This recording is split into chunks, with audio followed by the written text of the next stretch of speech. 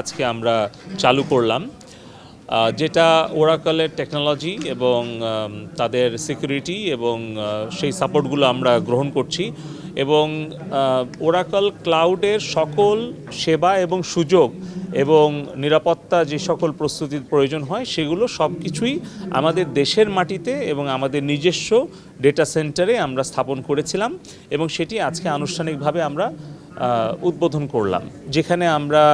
সরকারের 14টা মন্ত্রণালয়ের বিভিন্ন প্রতিষ্ঠানের ডেটাগুলো, সার্ভিসগুলো, প্ল্যাটফর্মগুলো আমরা এখানে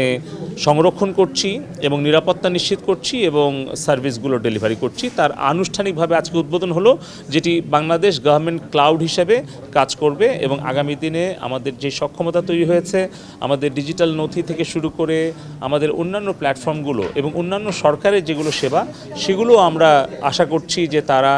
অত্যন্ত নিরাপদে সংরক্ষণ করা এবং সেগুলো পরিচালনার জন্য বাংলাদেশ গভর্নমেন্ট ক্লাউডেই সেই সিস্টেম, সফটওয়্যার এবং প্ল্যাটফর্মগুলো তারা এখানে হোস্ট করবে। যখন টিয়ার 4 ডেটা সেন্টার আমরা স্থাপন করি গাজীপুরে, কালিয়াকৈরে, বঙ্গবন্ধু হাইটেক সিটিতে, এখানে প্রায় 7 একর জায়গায় আমরা কাজটা শুরু করি। আমরা সেই ডেটা সেন্টারটা আমরা শুরু করেছিলাম জেটটির সাথে এবং সেখানে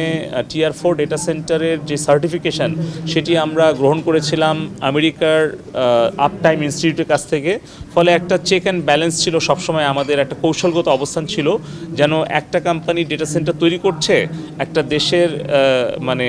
অর্থায়নে, কিন্তু আরেকটা দেশের সার্টিফিকেশন ইনস্টিটিউট তারা যখন সার্টিফিকেটটা নিশ্চিত করবে তখন সেটা চেক অ্যান্ড ব্যালেন্স হবে, যাতে গুণগত মান এবং সব কিছু যেন ভালোভাবে আমরা বুঝে নিতে পারি। তো আমরা সেটা সফলভাবে করেছিলাম।